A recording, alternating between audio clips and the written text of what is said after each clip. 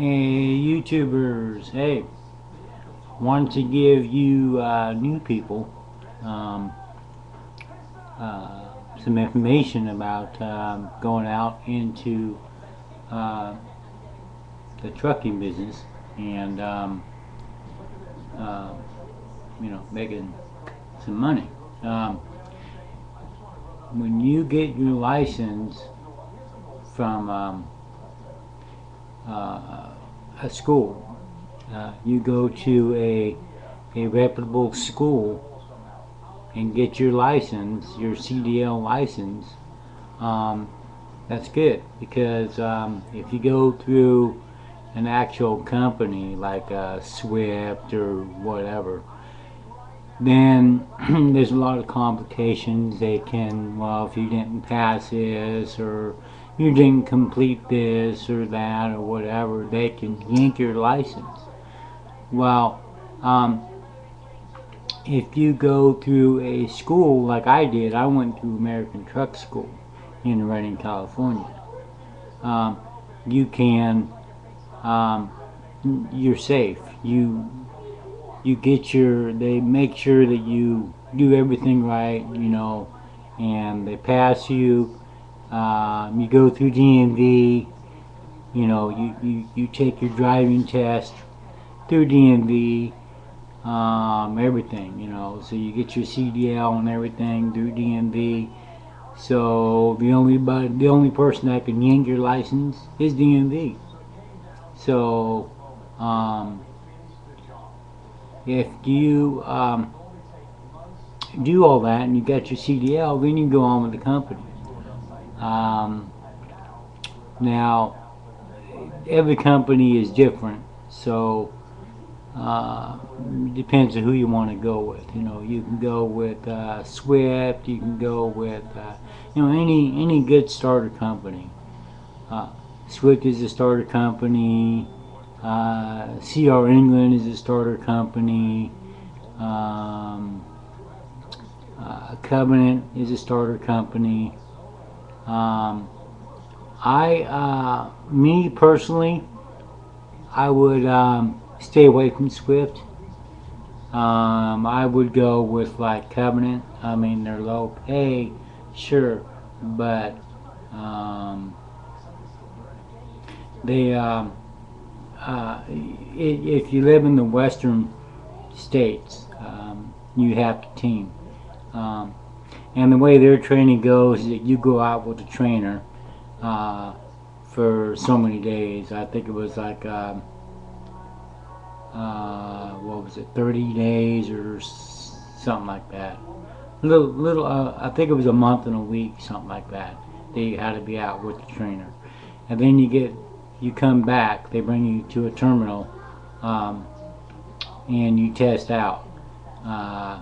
Once you do your backing and all that, test drive again and all that, see how you do. So once you get through that and you pass that, you test out okay. Then you go with a teammate.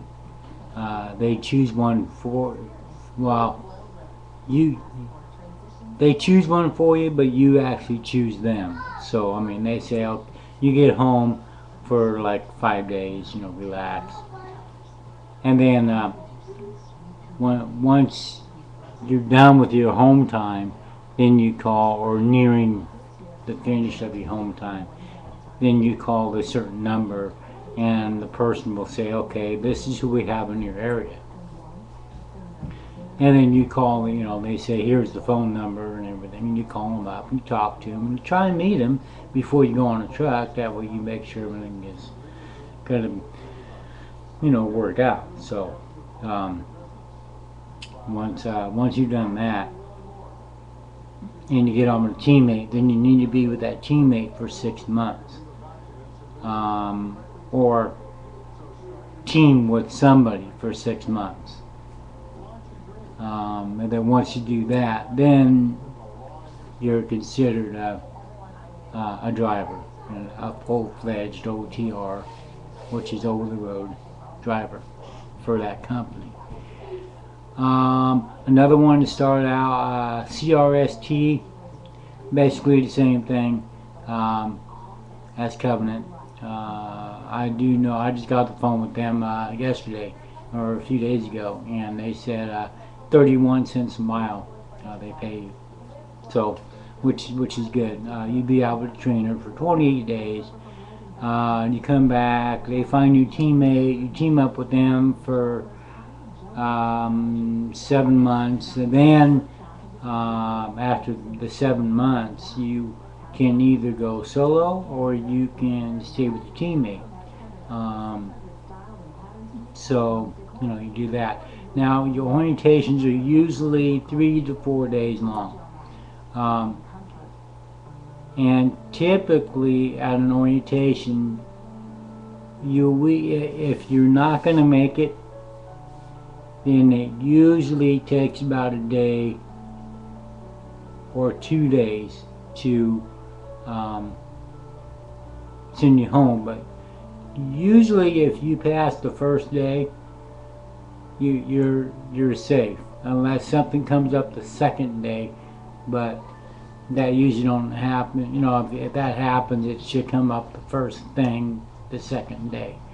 If it doesn't, you make it through the second day, then you pretty much made it through the weeding out process. Now these recruiters that set you up, they got a pre-hire type thing they have to go through, but they still get a bunch that go in orientation and get weeded out from there.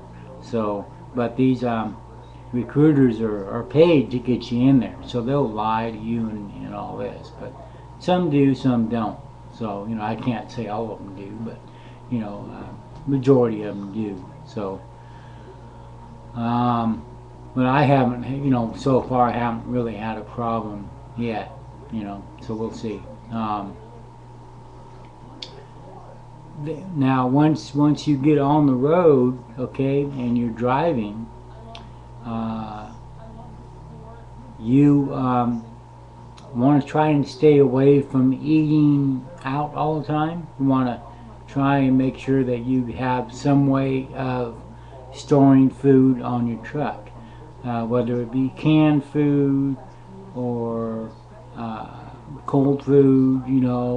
Get a refrigerator or something in your truck, so that you can try not to eat in the restaurants, the fast foods and all that. Because when I was on the road, I've been on the road 10 months. I mean, I've been off for a year now, but with being on the road for that long, I learned that eating in the restaurants and all that, even using the dollar menus, are spendy. So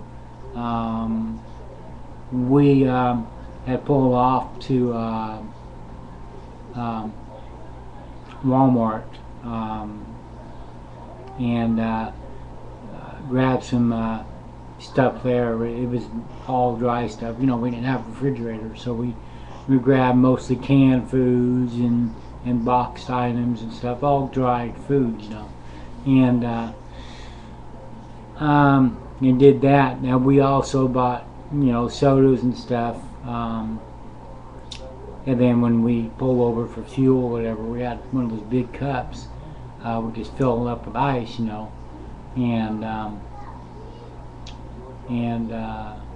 put our sodas in it, and we're good.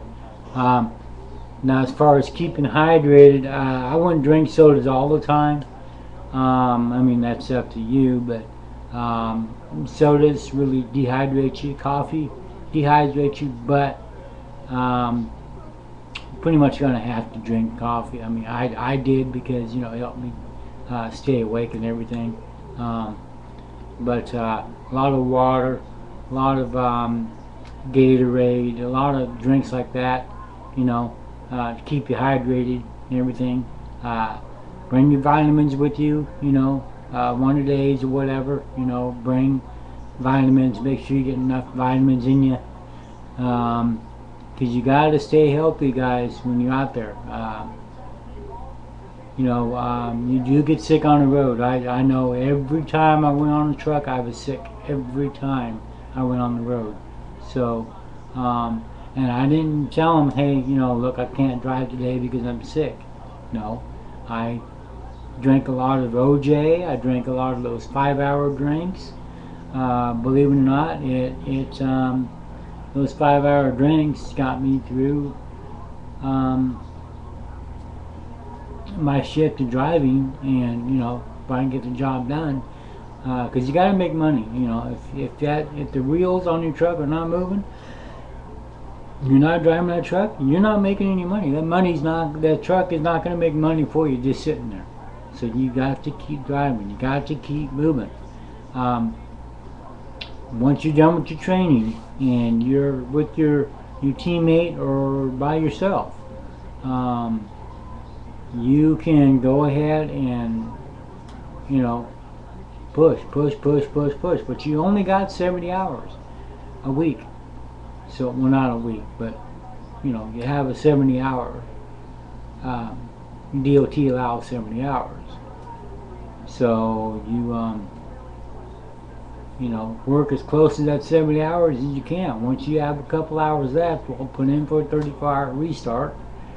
Do a restart, and then once you get the restart done, you go out there and start busting your butt again and make that money. Piece of cake. Alright guys, I gotta run. So, any comments, questions, or whatever, shoot them to me down below, and give me some feedback. Give me some questions, and I'll answer them for you. I'll post the answers. I'll email you the answers. I'll do whatever, man. Just give me some feedback. Peace.